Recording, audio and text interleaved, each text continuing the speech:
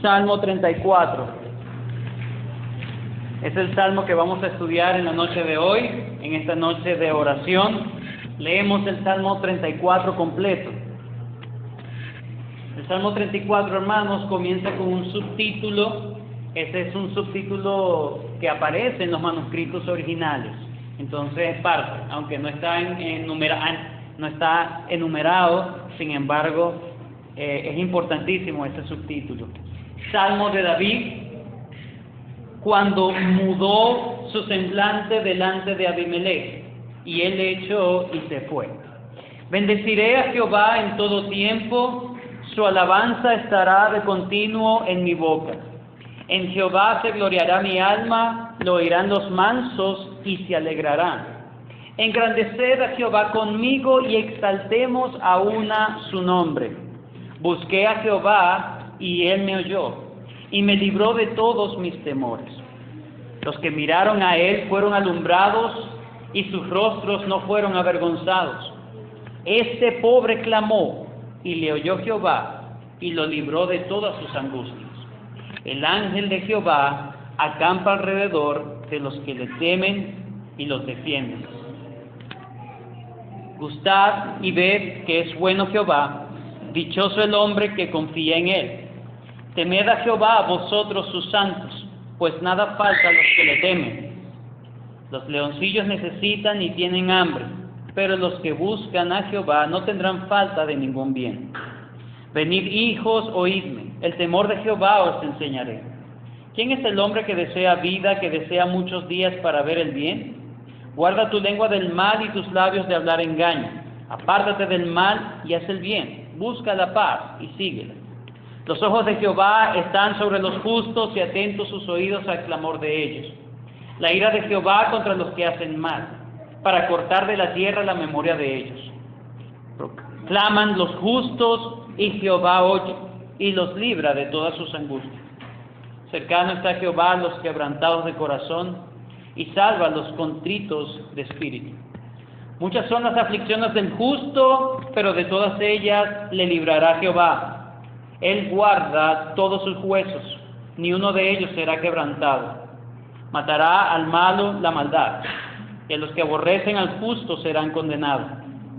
Jehová redime el alma de sus siervos, no serán condenados cuantos en él confían.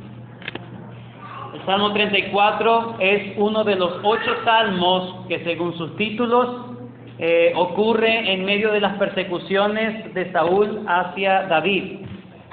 El orden de estos salmos sugiere, por ejemplo, el Salmo 7 está dentro del mismo contexto, Salmo 7, 59, el 34 obviamente, el 56, 52, 57, 142, 54. Todos estos salmos están dentro de todas esas persecuciones, varias persecuciones, no fue una solamente, fueron varias. Ahora, el contexto que se nos da en el Salmo 34 es muy interesante. Vamos por favor al primer libro de Samuel, capítulo 21, versículos 10 al 15. En el Salmo 34 comienza Salmo de David cuando mudó su semblante delante de Abimelech y él echó y se fue. Entonces, lo que se nos está diciendo allí es que ocurrió, o este salmo es producto o nace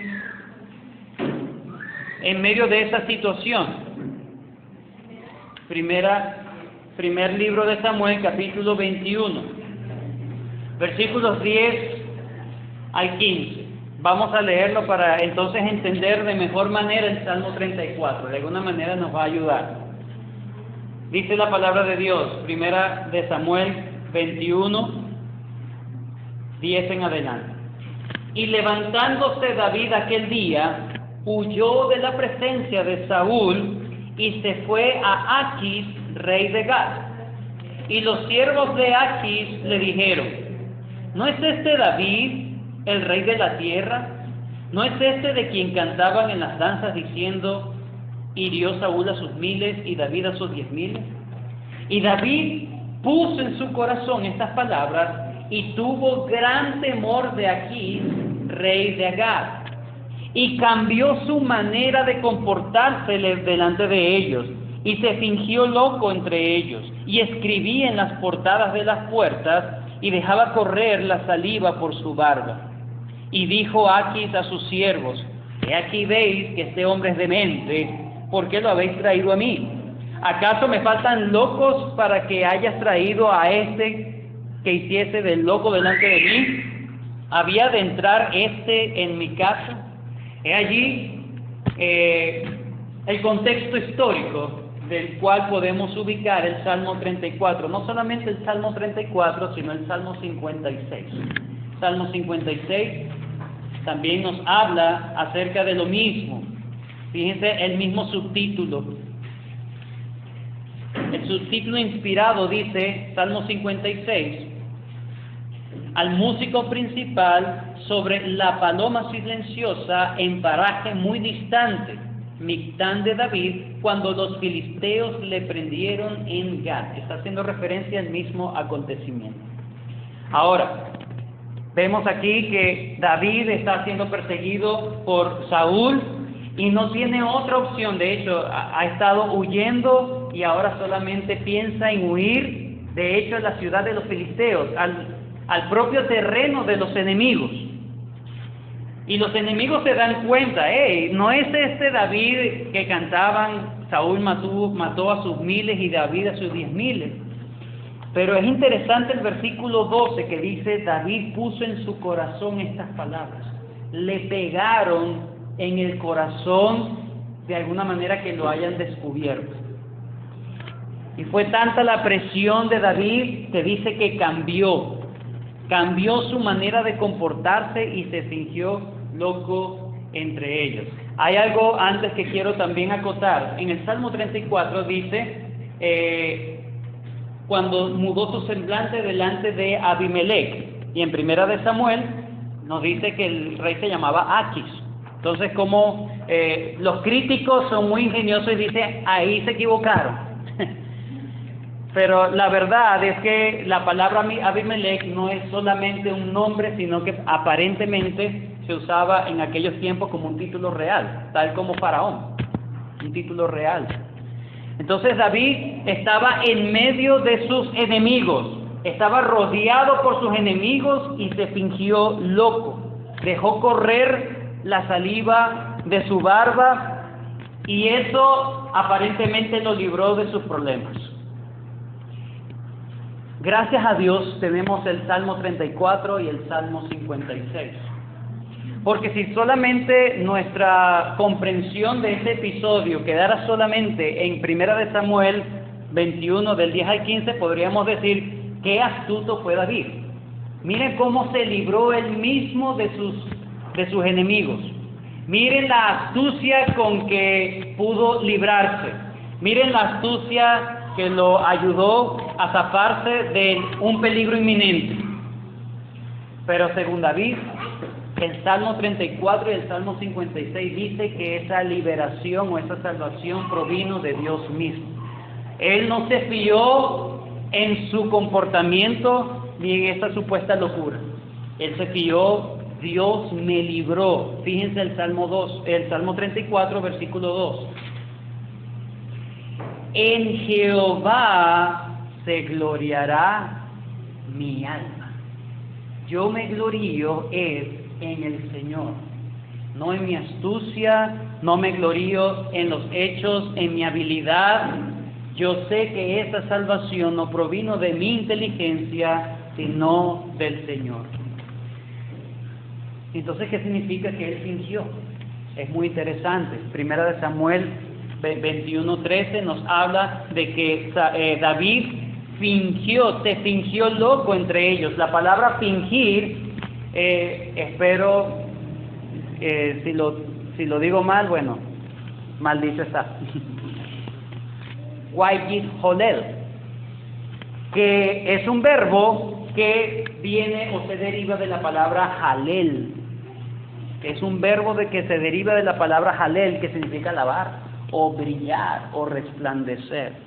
La idea de fingir en David no es tanto una hipocresía, sino de que él radió su interior. Él radió o brilló lo que él estaba sintiendo realmente. No estaba loco realmente, pero su comportamiento estaba tan desvariado como su alma estaba tan desesperada.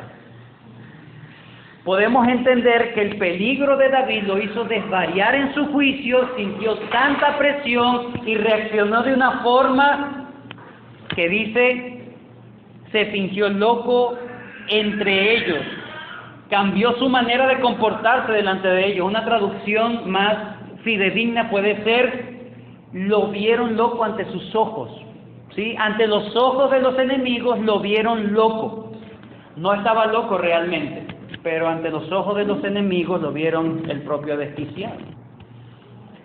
Entonces, podemos decir que David, en su presión, en su conmoción, porque él dice que guardó esas palabras en su corazón y le pegaron de una manera que ya no sabía qué hacer, estaba desesperado literalmente. Y luego ve que su reacción lo que hizo fue más bien, no, saquen a ese loco de aquí. Pero él le da la gloria a Dios por su liberación. Eso es algo muy importante para entender. Ahora, vayamos una vez más al texto que nos corresponde, Salmo 34. Una de las características de este salmo es que se repite en 3 versículos algo allí. Fíjense, hay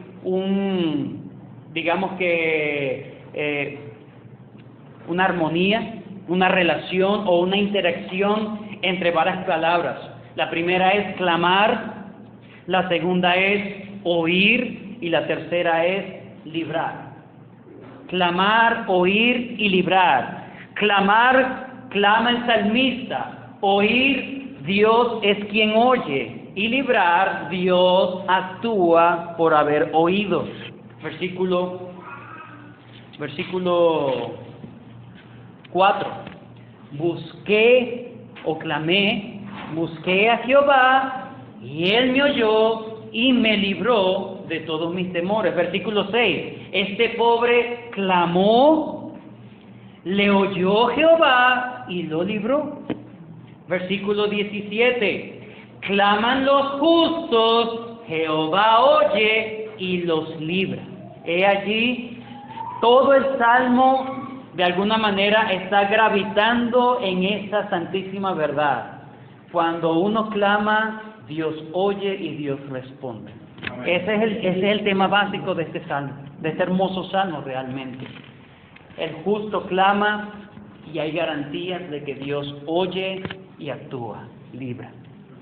El Salmo 34 se puede dividir en dos partes muy bien delimitadas o delineadas. La primera la vemos en los versículos del 1 al 10. Los versículos del 1 al 10 hay una alabanza por la obra liberadora de Dios al salmista. Alabanzas de esa obra liberadora. Versículos 1 al 10. Y la segunda parte es una reflexión sapiensal. Es una reflexión del carácter confiable de Dios, que son los versículos del 11 al 22. Por eso es que en el 11 dice, venid, hijos, oídme. Es como que, mira, ya acabo de alabar al Señor, ahora yo quiero enseñarles algo. ¿Sí? Es una reflexión sapiensal que ahora se dispone el salmista, lo vamos a ver más adelante. Comencemos entonces a ver esa primera parte, la alabanza que hace el salmista acerca de esa liberación de Dios. Hay 4 cosas que vemos aquí. Lo primero, en los versículos del 1 al 3. Bendeciré a Jehová en todo tiempo, su alabanza estará de continuo en mi boca. En Jehová se gloriará mi alma, lo oirán los mansos y se alegrarán. Engrandeced a Jehová conmigo y exaltemos a una su nombre. Lo primero que vemos en el salmista es un voto de alabanza, una resolución de alabanza. Yo me comprometo, bendeciré a Jehová, y no solamente por un momento, ni cuando hay luz, ni cuando tengo internet. Bendeciré a Jehová en todo tiempo, en todo momento, en toda circunstancia, pero es una resolución que hizo el salmista. No es fácil alabar al Señor en tiempos de angustia. No es fácil alabar al Señor en tiempos de oscuridad. No es fácil alabar al Señor en tiempos de aflicción. Pero aquí el salmista dice, para alabar al Señor en todo tiempo, debo comprometerme. Alabar al Señor es decidir adorarle, sean cual sean las circunstancias. Tal como la resolución de los 3 amigos de Daniel. Oh Rey, sabe que nuestro Dios nos puede librar de tu mano, pero si aún no nos libra, no nos inclinaremos ante la estatua. Ahí había una resolución, había un voto, había un pacto con Dios. Yo voy a glorificar a Dios, sea cual sea la circunstancia. Debe ser un acto constante en la vida. Debe ser un acto que se vivencie y que se exprese oralmente. Su alabanza estará de continuo en mi boca. No es solamente reconocer a Dios, la altura y lo sublime del Señor en mi conciencia, sino proclamarlo, decirlo, recordármelo a mí mismo. El Señor está en el trono, el Señor es el juez, el Señor está en las alturas. William MacDonald dijo, aún si bendijéramos a Jehová en todo tiempo, no sería demasiado. Si su alabanza estuviera continuamente en nuestros labios, aún así nunca llegaríamos a agotar el asunto. Jamás habrá lengua humana capaz de darle gracias a Dios adecuadamente en toda la eternidad. Las cosas que Dios hace, como Dios es, no debe causar otra cosa que una alabanza continua de parte del creyente, del verdadero creyente, de aquel que ha sido librado por Dios, de aquel que ha sido salvo por Dios. El creyente no solamente alaba solo, yo quiero alabar a Dios y es mi relación personal con Dios. No, versículo 3, engrandeced a Jehová conmigo. Él quiere que los demás participen de la adoración a Él. Él quiere estar en el pueblo de Dios, junto al pueblo de Dios, adorando a su Señor con otros. No solamente Él invita, también lo podemos ver de otra manera. Él quiere estar con aquellos que están adorando. Engrandeced a Jehová conmigo y exaltemos como una sola persona el nombre de nuestro Señor. Él quiere, el verdadero creyente que ha sido librado, que entiende la salvación del Señor, quiere alegrarse con otros cristianos, con otros creyentes. El cristiano quiere estar con los cristianos. El cristiano quiere estar con sus hermanos, con sus hermanas. Esa es la relación filial y eterna que tenemos con nuestros hermanos. No es solamente hablar de política, de deporte, lo que nos une. Lo que nos une realmente es hablar, tú fuiste liberado igual que yo, gloria a Dios, alabemos juntos. Amén. Allí, entonces, lo primero que hemos visto es esta resolución del salmista en adorar al Señor. Los versículos 4 al 7 nos habla de la experiencia como tal de esa liberación que él ha tenido, la liberación que él ha tenido.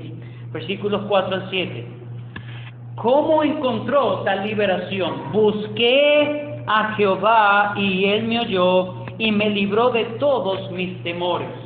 Los que miraron a Él fueron alumbrados y sus rostros no fueron avergonzados. Este pobre clamó y le oyó Jehová y lo libró de todas sus angustias. El ángel de Jehová acampa alrededor de los que le temen y los defiende.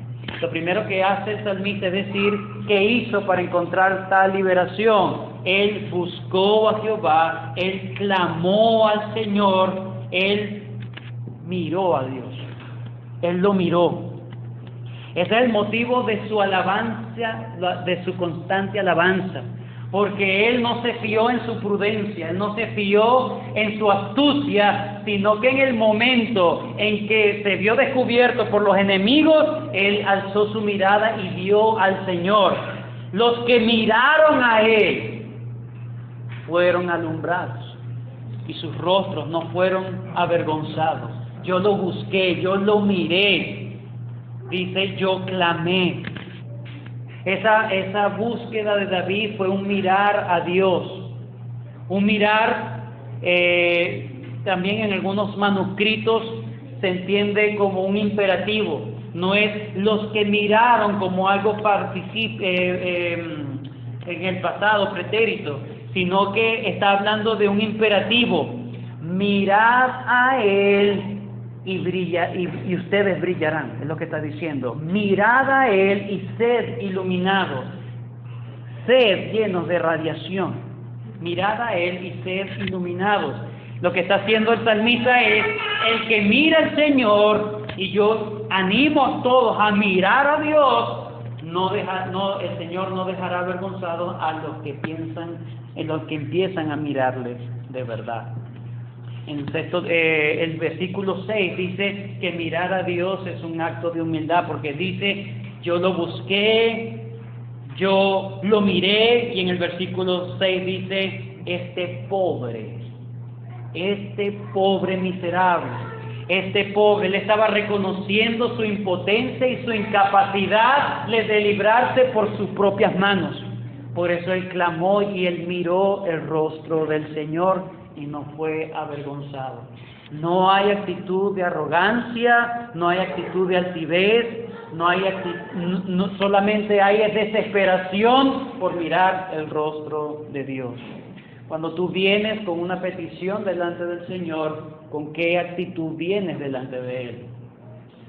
Debemos ver nuestra pobreza espiritual. Bienaventurados los pobres en espíritu.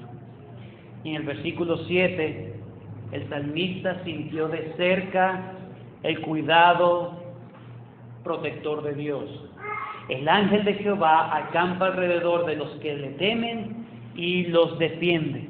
Vayan conmigo, por favor, a dos pasajes de las Escrituras que nos hablan un poco acerca de lo que es el ángel de Jehová. Éxodo 14:19 y luego Zacarías 9:8. Éxodo 14:19. Hay muchas referencias que se hacen en el Antiguo Testamento acerca del ángel de Jehová.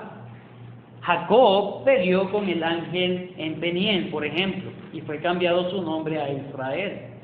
Y en Éxodo capítulo 14, versículo 19, nos habla de la liberación por medio de un ángel, por el ángel del Señor. 14:19. Y el ángel de Dios que iba delante del campamento de Israel se apartó e iba en pos de ellos. Y asimismo la columna de nube que iba delante de ellos se apartó y se puso a sus espaldas.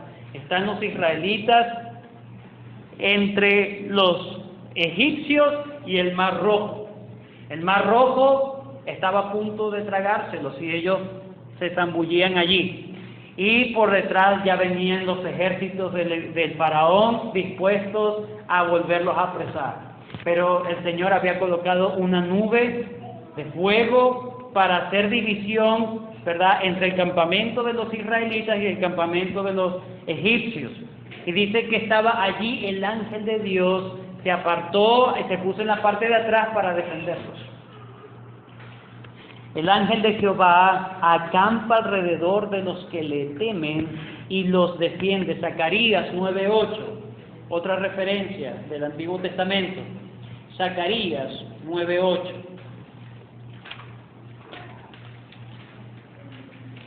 Penúltimo libro del Antiguo Testamento. Zacarías 9:8.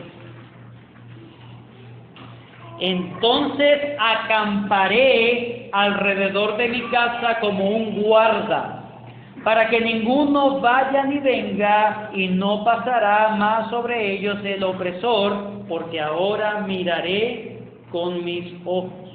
Está hablando el Señor diciendo que Dios mismo es ese ángel. Muchos piensan que, ¿qué ángel será? ¿El ángel Gabriel? ¿El arcángel Miguel? ¿El sobreángel quién sabe qué cosa? No, aquí el salmista no le importa cómo se llama ese ángel. Lo que le importa es saber que ese ángel representa la presencia protectora de Dios. Y dice que lo sintió de cerca la liberación de Dios.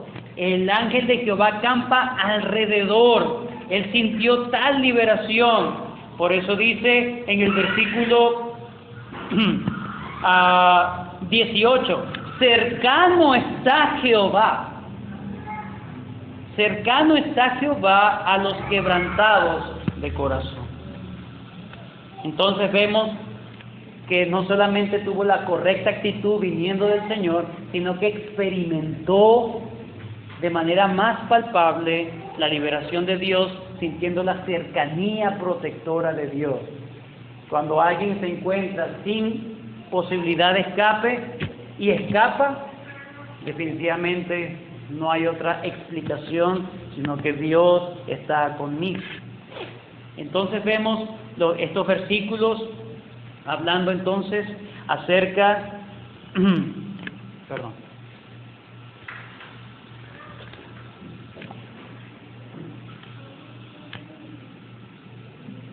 hablando acerca de la liberación, o la experiencia de la liberación del salmista. Y en último lugar de esta primera parte, los versículos del 8 al 10, nos hablan de una invitación a atreverse a creer en Dios. Gustad y ved. Gustad y ved que es bueno Jehová, dichoso el hombre que confía en Él. Ahora el salmista está diciéndole a las personas, prueben a Dios de que realmente Él nos guarda. Prueben a Dios de que realmente Él nos liberta. Prueben a Dios porque Él es bueno. Gustad y ved que es bueno Jehová. A veces el cristianismo lo usamos simplemente como un aspecto simplemente externo de la religión. Bueno, yo voy a la iglesia, yo oro, yo leo la Biblia y estoy bien. Pero aquí dice, gustad y ved que es bueno Jehová. No es simplemente quedarse con una religión externa, es pedirle al Señor, Señor, permíteme experimentar tu cercanía, permíteme experimentar, gustar que tú eres bueno. Dichoso el hombre que confía en Él. Temed a Jehová. Entonces vuelve a decirle en ese cántico, teman a Jehová vosotros sus santos, pues nada falta a los que le temen. Y es interesante en el versículo 10, que dice, los leoncillos necesitan y tienen hambre. Hay algunas traducciones que dicen, los ricos necesitan y se empobrecen. Esos leoncillos te está hablando de las personas que creen que tienen todo ganado, que creen que se ufanan de que tienen la cuenta bancaria llena, de que tienen tales negocios, y dice, ellos van a pasar hambre. Ellos creen que tienen todo bajo control. Por eso es que dice en el versículo 9, nada falta a los que temen a Dios. Pero esos leoncillos, de hecho es como una palabra despectiva, esos leoncillos que están muy confiados, necesitan o van a necesitar y en algún momento van a tener hambre. Pero los que buscan a Jehová no tendrán falta de ningún bien. Podremos carecer de asuntos terrenales, podremos carecer de asuntos de la vida cotidiana, pero definitivamente siempre estaremos full.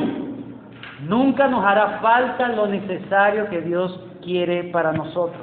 Proverbios 10:22, la bendición de Jehová es la que enriquece y no añade tristeza con él. Tenemos todo. Toda bendición espiritual la tenemos en Cristo. Última parte de este espectacular salmo. Ahora viene esa reflexión sapiensal, ese carácter donde quiere confirmar el carácter confiable de Dios. Empieza en el versículo 11, venid hijos, oídme. Es la imagen del maestro llamando a sus discípulos a reunirse porque ahora les va a dar una cátedra. Es la imagen de un anciano, de un maestro reuniendo alrededor a sus aprendices y quiere darle el consejo. ¿Qué consejo quiere darles? Todo empieza, la confianza en Dios, la alabanza en Dios, gustar de Dios, buscar a Dios, todo empieza con el temor de Jehová os enseñaré. ¿Por qué no buscamos a Dios? Porque no le tenemos temor. ¿Por qué no buscamos su rostro en aflicción? Porque no le consideramos, no tenemos temor de Dios. ¿Por qué no alabamos continuamente a Dios? Porque no hay temor de Dios. El temor de Jehová os enseñaré. Todo empieza con el temor a Dios. Si no empezamos aprendiendo lo que es el temor al Señor, difícilmente confiaremos en Él. Difícilmente alabaremos su nombre constantemente. Difícilmente engrandeceremos y queremos que los demás engrandezcan a Dios. Estaremos ensimismados en nuestros asuntos. Pero el que teme a Jehová, fíjense en el versículo 9, temed a Jehová vosotros sus santos, y en el versículo 11 yo les voy a enseñar entonces cómo van a temer a Dios. No nos deja simplemente teman a Dios, sino que dice les voy a enseñar cómo se teme. Y el resto nos dice precisamente de manera práctica cómo se teme a Dios, cómo es la actitud de un verdadero creyente ante Dios. Entonces el salmista quiere enseñar el temor de Dios, y ese temor de Dios, dice, empieza hablando de la lengua y hablando de la conducta. Guarda, ahí empezamos, o son las evidencias de que estamos teniendo temor de Dios. Guarda tu lengua del mal y tus labios de hablar engaño. Apártate del mal y haz el bien, busca la paz y síguelo. Estos versículos están también mencionados en Primera de Pedro, capítulo 3, versículos 10 al 12, y en Santiago 3, del 4 al 6, lo puede buscar luego. Pero básicamente, hablando de el temor a Jehová, dice, ¿quieres tener temor a Jehová? Hay algo que te garantiza o hay algo que evidencia que tienes temor a Dios. Y una de las recompensas de tener temor a Dios, dice, en el versículo versículo 12. ¿Quién es el hombre que desea vida, que desea muchos días para ver el bien? Entonces, te voy a enseñar el temor de Dios. Una de las recompensas del temor de Dios es larga vida. ¿Quién es el hombre que desea la vida? Bueno, guarda tu lengua del mal y tus labios de hablar engaño. No solamente se enfoca en la actitud o en el conducirse, como dice, apártate del mal y haz el bien, sino también en nuestros labios, que son la expresión de nuestros pensamientos. No hay otra manera, hermanos, de andar guardando nuestras lenguas del engaño, de la hipocresía, de la mentira, de hablar cada uno verdad con su prójimo. No hay manera de estar apartándose del mal y haciendo el bien, sino teniendo la convicción de que los ojos de Dios están sobre nosotros. Versículo 15. Te voy a enseñar el temor de Dios. Una de las recompensas del temor de Dios es muchos días de vida. ¿Acaso no quieres el bien en tus días? Entonces, guarda tu lengua del mal, tus labios de hablar engaño y apártate, haz el bien. El énfasis no es solamente deja de hacer lo malo, el énfasis es obra el bien. Entonces dice, la única manera para hacer eso es reconocer que los ojos de Jehová están sobre los justos. Él quiere enseñar el temor de Dios. Y para empezar el temor de Dios, mira, así se conduce a alguien que tiene el temor de Dios. Pero eso es porque entiende que los ojos de Jehová están sobre los justos. Dios nos mira y Dios sabe nuestro andar. Dios sabe nuestros pensamientos. Dios actúa en favor de los justos. Cuando entendemos que el Señor me está mirando, entonces puedo andar teniendo temor. Estoy pendiente de lo que hablo, estoy pendiente de cómo me conduzco, porque sé que los ojos de Jehová están mirándome. Y aquí en el versículo 15, el énfasis es: recuerda que Dios está atento a quien se conduce justamente. Los ojos de Jehová están sobre los justos. ¿Quieres andar en justicia? Guarda tu lengua del mal, apártate del mal y haz el bien, porque Dios está buscando, Él quiere guardar a aquellos que se conducen justamente. Eso es tener temor de Dios. Dios está atento al clamor de ellos. Y los versículos 16 al 18 es lo contrario en cuanto a aquel que no tiene temor de Dios, que no le importa si Dios lo mira o no lo mira. Versículo 16: la ira de Jehová contra los que hacen mal, para cortar de la tierra la memoria de ellos. Pero al contrario, claman los justos, Jehová oye y los libra de todas sus angustias. Cercano está Jehová a los quebrantados. Fíjense, los justos, los quebrantados, los que son, dice, salva a los contritos de espíritu. Estas son las descripciones que tiene alguien que anda en el temor de Jehová. ¿Quién es el temeroso a Jehová? El que está quebrantado de corazón. ¿Quién es el que anda en temor de Jehová? El que está contrito de espíritu. ¿Quién es el que anda en el temor de Jehová? El que anda conduciéndose justamente. Él, Dios tiene los ojos puestos para atenderle cual sea su situación. Y los últimos versículos, hermanos, del 19 al 22, nos hablan de la vida contrastada una vez más de los justos y los injustos. Muchas son las aflicciones del justo, pero de todas ellas le librará Jehová.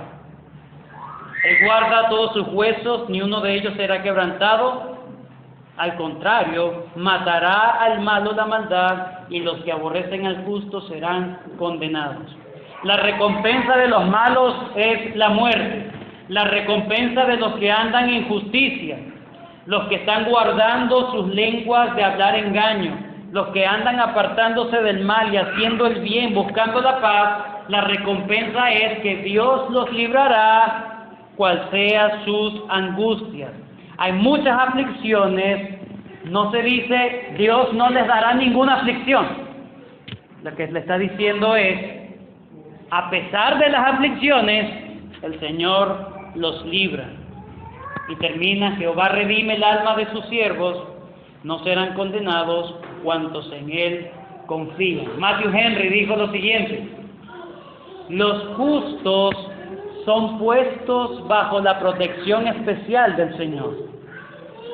Aunque tienen su cuota de cruces en este mundo, y hay quienes los odian, de la misericordia del cielo y de la maldad del infierno, las aflicciones de los justos deben ser muchas. Pero cualesquiera sean las tribulaciones que les sobrevengan, no herirán su alma, porque Dios los guarda para que no pequen cuando están afligidos. Ningún hombre está desolado, sino aquel el cual Dios ha abandonado. El Salmo 34, entonces, es un canto de alabanza al Señor, un compromiso de alabar al Señor, sea cual sea la circunstancia, porque ha sido objeto de la liberación de Dios. Y en segundo lugar, enseña cómo es la manera de andar piadosamente, honestamente, de manera justa, cuál es la actitud correcta. Recordar que los ojos de Dios están atentos al justo. Anda justamente, el Señor reconoce, hay una garantía de que el Señor está en cuidado de ti. Pero más allá del Salmo 34, en su contexto original, también el Nuevo Testamento agarra el Salmo 34 y se lo aplica al Señor Jesucristo. Vayan conmigo, por favor, Juan 19. Juan, Evangelio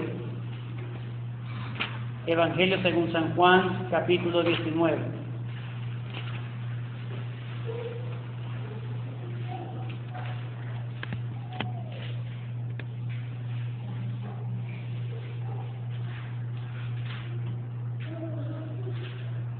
Versículo 32. Vinieron pues los soldados y quebraron las piernas al primero, y asimismo al otro que había sido crucificado con él. Mas cuando llegaron a Jesús, como le vieron ya muerto, no le quebraron las piernas. Pero uno de los soldados le abrió el costado con una lanza, y al instante salió sangre y agua. Y el que lo vio da testimonio, y su testimonio es verdadero, y él sabe que dice verdad, para que vosotros también creáis. Porque estas cosas sucedieron para que se cumpliese la Escritura: no será quebrado hueso suyo. Juan aplica el Salmo 34, hablando de que Dios librará al justo, hablando de que Dios no dejará que sus huesos sean quebrados, y se lo aplica al Señor Jesucristo. Ciertamente, de manera literal, los huesos del Señor Jesucristo no fueron quebrados. Por eso es que dice: Él guarda todos sus huesos, ni uno será quebrantado. Y Juan dice: mire, se cumplió esa palabra en Cristo. Pero el Señor no fue librado de la muerte. Pero realmente Dios lo libró del Hades. El Señor Dios lo resucitó, no dejó que su alma viera corrupción. Muchas aflicciones del justo, son las aflicciones del justo. Cada vez que leemos el Salmo 34, el Nuevo Testamento nos dice: piensa en Cristo. Piensa en Cristo. Cristo buscó a Jehová y Dios le oyó y lo libró de sus temores. Lo más horrible que le puede pasar a un ser humano no es la muerte, es quedarse lejos de la presencia de Dios. Lo más horrible que le sucedió al Señor Jesucristo fue la muerte, pero el Señor lo libró de la muerte porque lo resucitó. El Señor cumple su palabra. Aunque nosotros muramos, el aguijón de la muerte no nos hará daño, hermano. De esa aflicción nos librará el Señor. Probablemente muchas aflicciones, hasta la misma muerte nos podrá sobrevenir, pero de todos nos librará el Señor. Y la resurrección final será la victoria de Dios que le da a los justos. Que le da a los justos. El Señor Jesucristo vivió justamente. Él nunca mintió. Nunca se halló engaño en su boca. Él nunca obró mal. Y aún así sufrió. Y Dios nunca lo abandonó. Aunque Cristo dijo que aparentemente había sentido el abandono de Dios. Porque Él clamó, Dios lo escuchó. Dios no lo dejó en la tumba, sino que le resucitó. Hermanos, he aquí la confianza y la esperanza cristiana. Ni la muerte quebrará los huesos del pueblo de Dios. Ni la muerte nos quebrará. No quedaremos postrados ante la muerte. Podremos tener muchas aflicciones, pero el Señor nos librará.